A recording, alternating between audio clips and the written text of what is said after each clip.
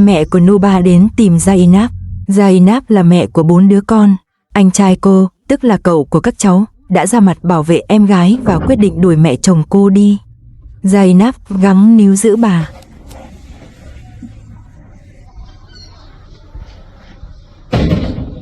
Mẹ của Nuba gói ghém vài món đồ trong một chiếc túi vải da rắn. Bà chuẩn bị lên đường. Cậu bé không có ở nhà và cũng không nói lời nặng nề để đuổi bà. Nhưng mẹ cậu đã nghe được cuộc trò chuyện giữa con trai và cậu bé hôm qua.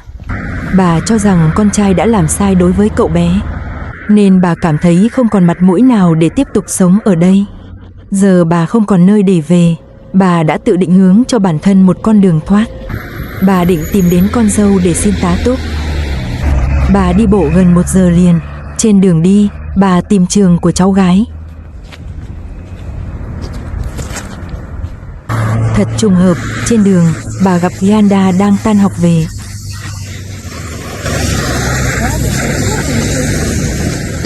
Bà nội và cháu gái ôm nhau thân thiết. Có thể thấy Yanda đã quên hết những điều không vui mà bà nội từng mang đến cho họ. Hai bà cháu trò chuyện nhà cửa. Bà nội kể với cháu rằng bà giờ không có nhà, rất đáng thương. Bà cầu xin cháu dẫn bà vào nhà, khuyên cháu đứng ra nói tốt giúp bà với Zainab, mong rằng bà được ở lại để có thể chăm sóc cho lũ trẻ.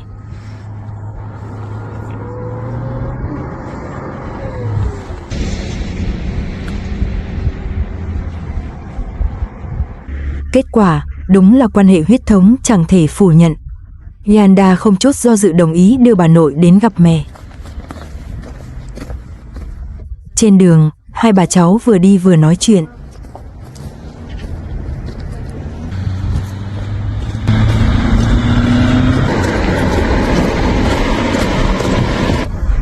Từ lúc tan học, trời lặng gió, ánh nắng dịu dàng.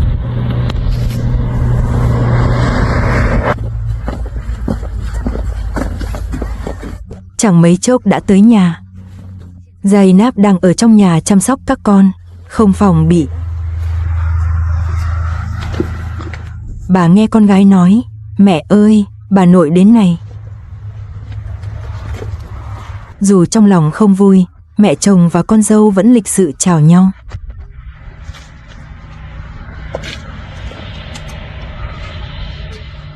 Bà nội cúi đầu trình bày hoàn cảnh đáng thương của mình. Bà nói ngoài con dâu ra, bà chẳng còn ai để bấu víu. Zainab nghi ngờ, bà lại muốn lừa tôi rồi à? Bà nội kể lại, bà không có lều, chồng ông già không nhận bà về, con trai không có nhà và các yếu tố khách quan khác. Bà nhắc lại toàn bộ câu chuyện. Bà nói nếu con dâu không chấp nhận bà sẽ chết đói ngoài đường hoặc bị lạnh đến chết.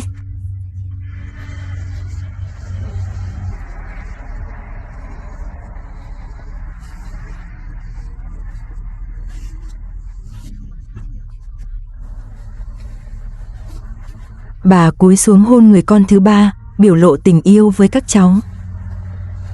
Zainab nói, Nuba vốn cũng láu cá giống như bà. Khi trước, tôi quá tin lời ông ấy nên mới mù quáng cưới ông ta. Bà nội khẳng định lần này bà nói thực lòng. Bà nói Nuba khoảng 10 ngày nữa sẽ trở về. Khi con trai bà về, bà sẽ nói con trai đối xử tốt với con dâu. Zainab nhìn thấy gương mặt đầy nếp nhăn, khuôn mặt bà nội trông rất chân thành. Zainab mềm lòng, cho bà nội vào nhà tọa chuyện.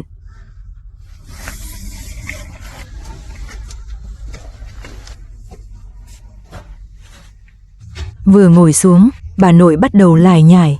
Khi sinh nhật mình, bà cảm thấy không nên vô ơn, không nên làm ngơ con dâu. Zainab đáp rằng cô không muốn nghĩ đến chuyện cũ nữa. Cô nói rằng ngôi nhà này là do anh trai cô tức thời mới xây dựng được. Vậy nên, nó và Nuba không có quan hệ gì. Bà nội bảo, anh trai cô là người rất tốt, ông ấy sẽ không cư xử xấu với một bà già như tôi. Zainab hỏi, bà có biết con trai bà đã hại anh trai tôi, khiến anh tôi vào tù không? Bà nội đáp, con trai tôi có nhiều tội, anh trai cô đã giam nó bao nhiêu ngày, nó biết lỗi rồi. Giờ nó chuẩn bị sửa sai, dù nó chẳng có gì, nhưng nó vẫn có năng lực.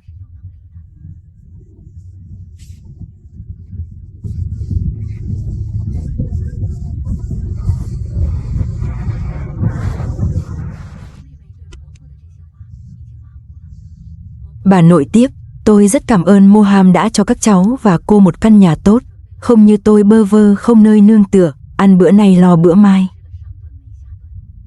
Zainab nói, nếu anh trai cô đồng ý bà ở đây, thì cô mới để bà ở lại. Cô hy vọng bà không phải là người mà Nuba phái tới gây rối. Bà nội vội phủ nhận, bà và con trai đã nói nhiều về Moham. Bà nói, hãy để nó biết ơn Moham, chăm sóc cô và các con. Sau một khoảng thời gian dài như vậy, đã trải qua biết bao nhiêu chuyện, mặc dù trong lòng em gái vẫn còn rất tức giận với Nurbek, cũng rất hận anh ta. Nhưng nhìn thấy mẹ chồng đã lớn tuổi như vậy, với lòng tốt của mình, cô thực sự không nỡ lòng nào. Zainab đang rửa ly dưới ánh nắng mặt trời. Hôm nay trời rất đẹp, vì mẹ chồng đến nhà nên không khí yên tĩnh hơn hẳn mọi khi.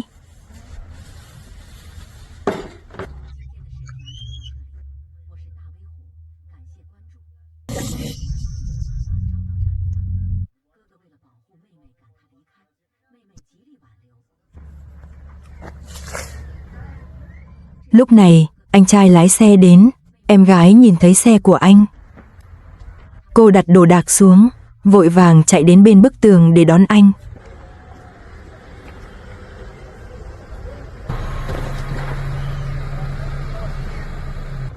Anh trai hiện vẫn chưa biết chuyện gì, anh chào em gái như thường lệ.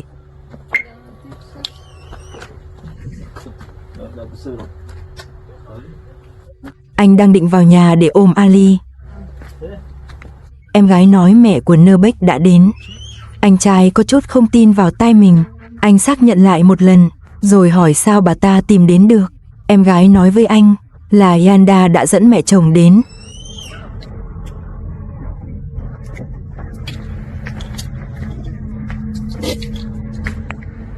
Anh trai Zainab nghe hết câu chuyện, rất tức giận.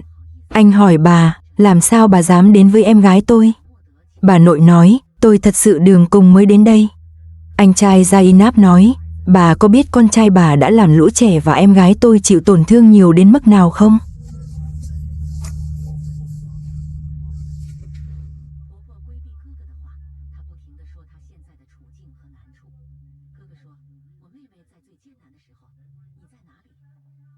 Bà nội nói, con trai tôi không thành công, chẳng có gì trong tay, không bằng anh. Anh trai Zainab bảo bà đừng nói nữa, từ khi em gái tôi bị bà hành hạ, từ bệnh trầm cảm tái phát, đến việc mua đất bị con trai bà lừa, rồi vay mượn rồi bị bắt. Tôi đã giúp em tôi nhìn lại cả quá trình này.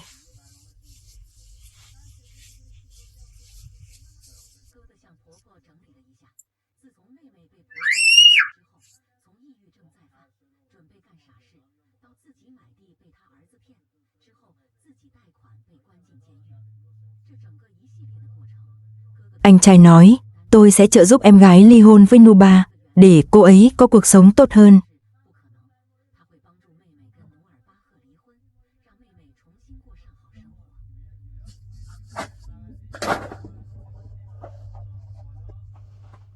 Anh nói dứt khoát rằng không thể để bà nội ở lại. Bà đáp, Nuba đang ở tù, bà không còn nơi nào để đi. Bà nội khẩn cầu, xin cho tôi ở lại. Anh trai không muốn nghe những gì bà ấy nói. Anh muốn bà ra ngoài, không muốn bà ở lại đây.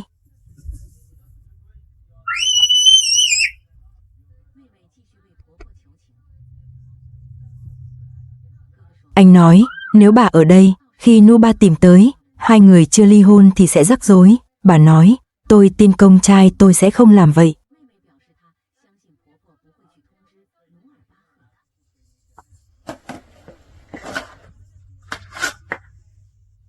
Bà nội tiếp tục xin ở lại, nói mình đã già nhưng không ngu ngốc. Bà phân biệt rõ đúng sai. Bà nói, khi lấy xe đi mà không nói thật, chỉ là lúc bà nhầm lẫn. Hậu quả bà biết lỗi, bà xin anh trai Zainab để bà cùng con dâu và các cháu sống với nhau.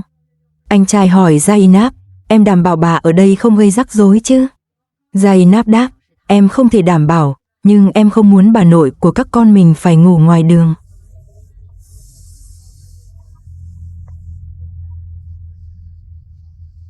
Anh trai thở dài, ngồi xuống, đối mặt với sự năn nỉ mãi của em gái, anh bị rối lòng.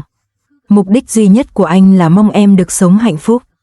Bà nội kịp lúc lập lời cam đoan với anh trai, với tư cách là bà nội của lũ trẻ, bà thề sẽ không hé lộ địa chỉ với con trai mình. Bà nói, hơn dâu có một người anh tốt như anh quả thật may mắn. Anh là phúc cho các cháu tôi.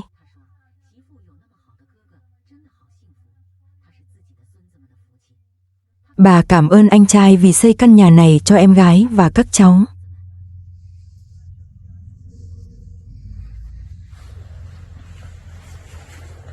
Anh trai nói, con trai bà vô trách nhiệm, cưới một người vợ tốt như em gái tôi mà không biết trân trọng, còn đi tìm người khác bên ngoài. Bà nội bảo, hiện thời Nuba đã chịu hình phạt rồi. Nó biết không nên cưới người mới nữa.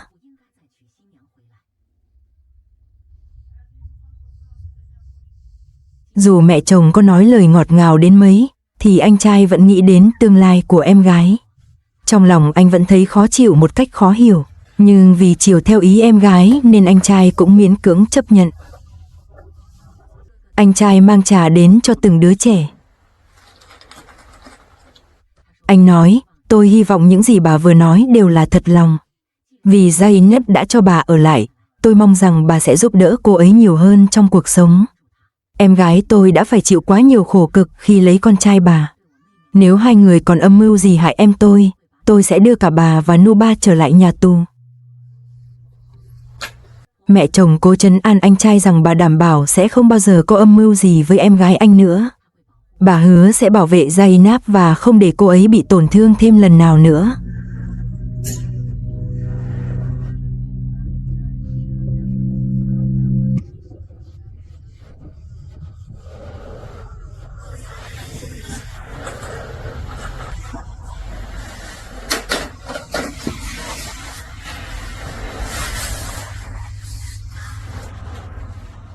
Anh trai yêu cầu em gái mang chút đồ ăn cho mẹ chồng. Mẹ chồng nói cảm ơn và bảo chỉ cần vài cái bánh là được.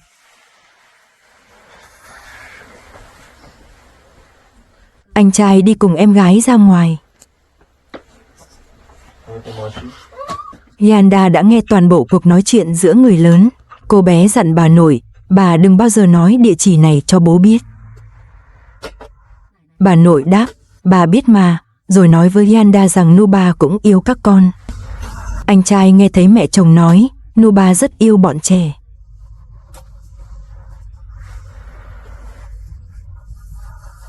Anh an tâm bế bé Barry ra sân tắm nắng.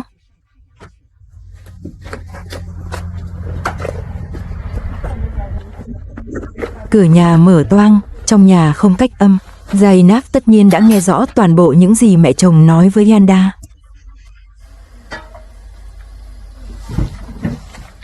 Cô làm cho mẹ chồng 3 quả trứng rán. Không thể phủ nhận, từ khi đến nhà con dâu, mẹ chồng thực sự được sống thoải mái.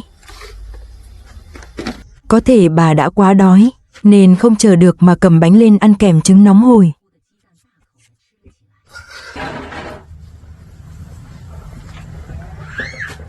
Anh trai nhìn thấy em gái cứ bận rộn không ngơi tay, trong lòng cảm thấy rất lo. Anh chỉ mong em gái mình có thể sống một cuộc đời bình thường như bao người phụ nữ khác. Anh vẫn lo lắng Nuba sẽ quay lại làm phiền.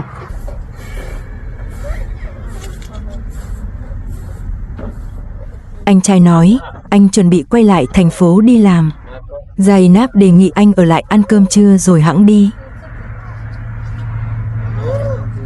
Mẹ chồng nói, nếu vì tôi ở đây mà anh không vui, thì tôi đi là được. Anh trai nói, bà đừng nghĩ vậy, tôi chỉ là đến giờ đi làm thôi. Anh dặn em gái hãy chăm sóc mẹ chồng cẩn thận, tuyệt đối không được để bà đưa địa chỉ này cho Nuba. Zainab gật đầu, em biết rồi.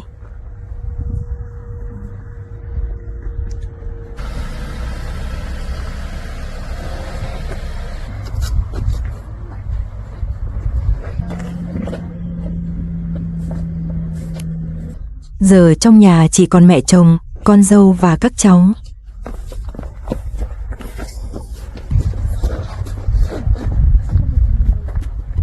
Mẹ chồng bế bé Ali ra sân tắm nắng. Lâu lắm rồi bà mới được hưởng cảm giác ấm áp của một mái nhà. Giây phút này, trong lòng bà thấy mãn nguyện vô cùng.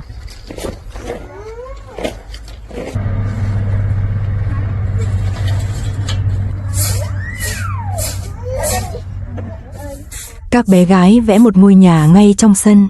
Hai chị em chơi nhảy lò cò, cười nói vui vẻ.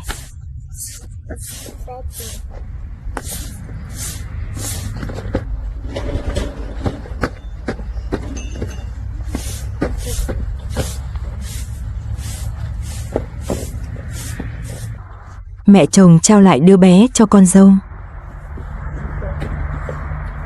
Bà cầm chậu ra ngoài, định làm việc gì đó giúp con dâu trong khả năng của mình. Bọn trẻ thấy bà nội nhặt đá cũng chạy đến nhặt cùng.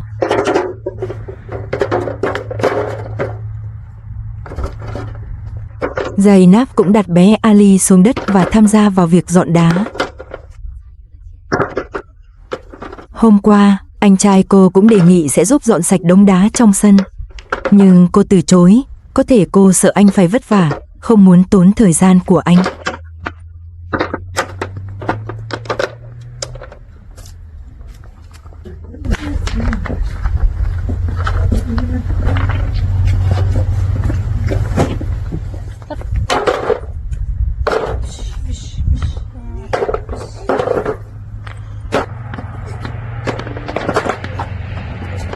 Cô gom từng chậu đá lại một góc sân để lấp các hố ở chân tường. Sau này khi cần dùng, có thể mang ra ngay.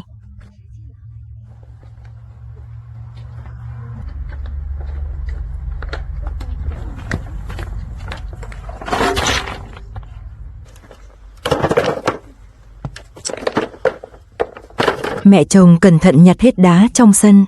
Người ta vẫn nói, trong nhà có người già như có báu vật.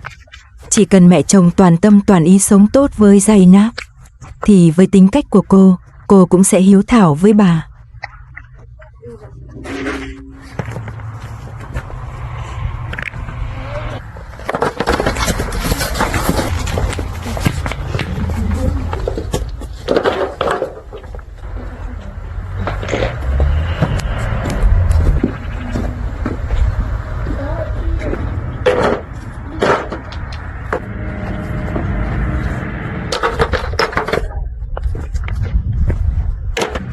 Bọn trẻ chơi đùa vui vẻ trong sân, cảnh tượng thật nhộn nhịp.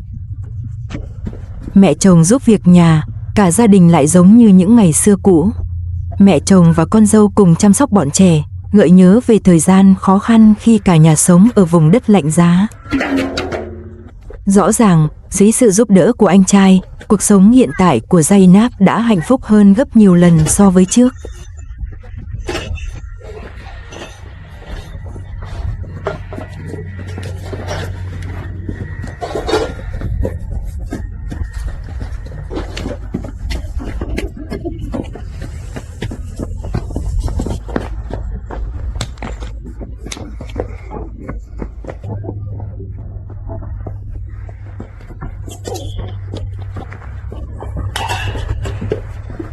Mẹ chồng bế bé Ali, đứng nhìn con dâu đang bận rộn làm việc. Bà người từng có thể nói chuyện cả ngày không mỏi nay lại đứng im không nhúc nhích. Như thể trong lòng bà đang có vô vàn suy nghĩ.